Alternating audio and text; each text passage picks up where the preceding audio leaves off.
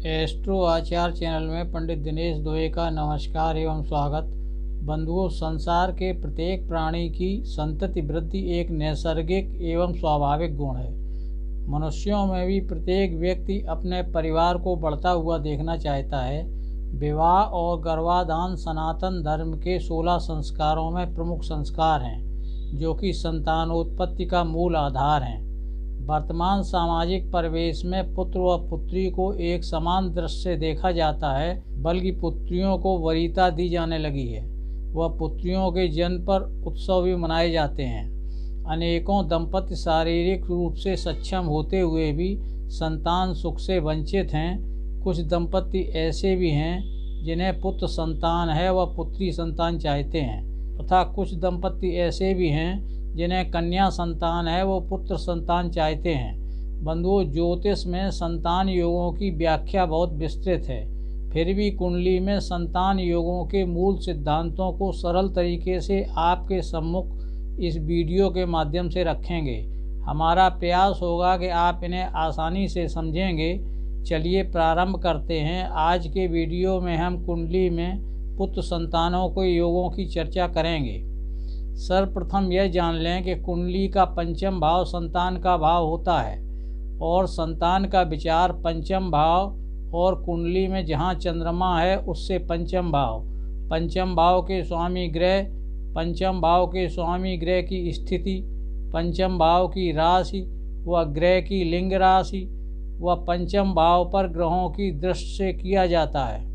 अब यह भी जान लीजिए कि सभी 12 राशियों के लिए कौन से अंक निर्धारित हैं, उनकी लिंग जाति क्या है व राशि के स्वामी ग्रह कौन से हैं। पहली राशि मेष का अंक 1 है, इसके स्वामी मंगल हैं तथा यह पुरुष जाति राशि है। दूसरी राशि वृष का अंक 2 है, इसके स्वामी शुक्र हैं तथा यह स्त्री जातक राशि है। तीसरी राशि मिथुन का अंक 3 है, इसके स्वामी बुध हैं तथा यह पुरुष जातक राशि है। चौथी राशि कर्क का अंक 4 है, इसके स्वामी चंद्रमा हैं तथा यह स्त्री जातक राशि है। पांचवी राशि सिंह का अंक 5 है, इसके स्वामी सूर्य हैं तथा यह पुरुष जातक राशि है। छठवीं राशि कन्या का अंक 6 है, इसके स्वामी बुध हैं तथा यह स्त्री जातक राशि है। सातवीं राशि तुला का अंक 7 है, इसके स्वामी शुक्र हैं तथा यह पुरुष जातक राशि है। आठवीं राशि वृश्चिक का अंक 8 है, इसके स्वामी मंगल हैं तथा यह स्त्री जातक राशि है। नवीं राशि धनु का अंक 9 है, इसके स्वामी बृहस्पति हैं तथा ये पुरुष जातक राशि है। 10वीं राशि मकर का अंक 10 है, इसके स्वामी शनि हैं तथा यह स्त्री जातक राशि है। 11वीं राशि कुंभ का अंक 11 है, इसके स्वामी शनि हैं तथा ये पुरुष जातक राशि है। अंतिम मीन राशि का अंक 12 है, इसके स्वामी बृहस्पति हैं तथा यह स्त्री जातक राशि है। निष्कर्ष यह निकला कि विषम राशियाँ 1, 3, 5, 7, 9 और 11 पुरुष जातक व सम राशियाँ 2, 4, 6, 8, 10 व 12 स्त्री जातक हैं। तीसरा, सभी 9 ग्रहों के शुभ व पाप की श्रेणी के साथ ग्रहों की लिंग जाति भी जान लीजिए। चंद्रमा, बुध, शुक्र और बृहस्पति क्रम से अधिकाधिक शुभ ग्रह हैं एवं सूर्य, मंगल, शनि, केतु व राहु क्रम से अधिकाधिक पापक ग्रह हैं। सूर्य, मंगल और बृहस्पति पुरुष जाति के ग्रह हैं। चंद्रमा, शुक्र स्त्री जातक ग्रह हैं व बुध और शनि नपुंसक ग्रह हैं। उल्लेखनीय है कि संतान सुख के लिए मुख्य कारक ग्रह बृहस्पति ही हैं।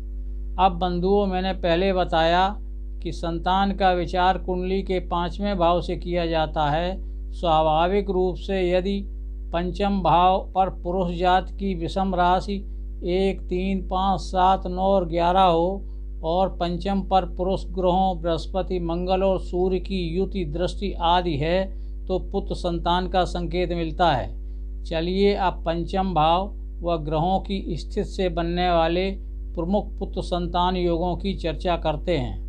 पहले योग में यदि पंचम भाव विषम पुरुष राशि हो और पंचम भाव व पंचमेश पर पुत्र कारक बृहस्पति की दृष्टि हो तो पुत्र योग बनता है। देखिए इस कुंडली में पंचम भाव पर मेष राशि है, जिसके स्वामी मंगल भी पुरुष ग्रह हैं, वह नवम भाव पर हैं। लग्नेश बृहस्पति लग्न पर स्वग्रही होकर पंचम दृष्टि से पंचम भाव को व नवम दृष्टि से पंचमेश मंगल को देख रहे हैं। एक अच्छा पुत्र योग इस कुंडली में बना हुआ है। दूसरे योग के बारे में महर्षि पाराशर ने कहा है, लग्न ये सुत भावस्थे सुतिये च सुते स्थिते केंद्र त्रिकोण संस्थे व पूर्ण पुत्र सुखम वदेत। अर्थात लग्नेश पंचम भाव में हो और पंचमेश भी पंचम त्रिकोण या केंद्र में हो तो पुत्र सुख प्राप्त होता है। देखिए चित्र धनु लग्न की कुंडली में लग्नेश बृहस्पति पंचम भाव में है और पंचमेश मंगल भी पंचम भाव पर लग्नेश बृहस्पति के साथ है। एक प्रबल पुत्र योग कुंडली में बना हुआ है। तीसरे योग के बारे में महर्षि पाराशर ने कहा है, पुत्र स्थानादिये स्वेच्छे लग्नोच्छेद द्वित्रिकोण में गुरुणाम संयुते दृष्टे पुत्र भाग मुपैतिसा। अर्थात यदि पंचमेश अपने उच्च राशि में लग्न से 2, 5 या 9वें भाव में गया हो और बृहस्पति से युत या दृष्ट हो तो पुत्र सुख मिलता है। देखिए कुंडली में पंचमेश मंगल लग्न से द्वितीय भाव मकर में अपनी उच्च राशि में है और पुत्र कारक बृहस्पति की पंचम दृष्टि है। पुत्र कारक योग बन गया है। चौथे योग के बारे में महर्षि पाराशर ने कहा है, सुतैज्ञ जीव शुक्रास्या बलैर बलोकिते भरंति वयवा पुत्रा सुते शेहि बलान्विते। अर्थात पंचम भाव में बुध गुरु और शुक्र हों तथा बलवान पुरुष ग्रह की दृष्टि हो तो पुत्र संततियाँ होती हैं। देखिए चित्र कुंडली में पंचम भाव पर स्वग्रही बृहस्पति के साथ बुध व शुक्र हैं। वह पुरुष ग्रह मंगल की सप्तम दृष्टि है। बहुपुत्र संतति योग इस कुंडली में बना हुआ है। पांचवें योग के बारे में कहा गया है कि यदि कुंडली में पुत्र कारक ग्रह बृहस्पति बलवान हो या उच्च का हो तथा लग्नेश पंचम भाव पर हो। देखिए मेष लग्न की कुंडली में लग्नेश मंगल पंचम भाव पर है, वह पुत्र कारक ग्रह बृहस्पति अपनी उच्च राशि कर्क पर है। कुंडली में पुत्र योग बना है। पांचवें योग के समान एक योग यह भी बन सकता है कि पंचमेश स्वयं बलवान बृहस्पति पंचम पर ही हो, लग्नेश पुत्र कारक ग्रह की दृष्टि पंचमेश पर हो। देखें सिंह लग्न की कुंडली में पंचमेश बृहस्पति पंचम पर अपनी मूल त्रिकोण राशि पर है और लग्नेश सूर्य पुत्र कारक ग्रह की दृष्टि पंचमेश पर है। पुत्र योग बन गया है। यहाँ पर यह बताना आवश्यक है कि यदि पंचम भाव पर बृहस्पति अकेला हो और किसी शुभ ग्रह लग्नेश या पुत्र कारक ग्रह की युति या दृष्टि बृहस्पति पर न हो तो संतानोत्पत्ति में बाधा आती है।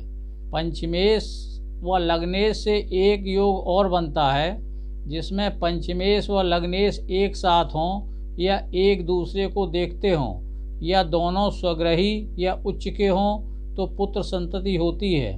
देखिए कुंडली में लग्नेश सूर्य व पंचमेश बृहस्पति एक साथ नवम भाव पर हैं। सूर्य अपनी उच्च राशि मेष में है और पंचमेश बृहस्पति की दृष्टि लग्न व नवम पर है।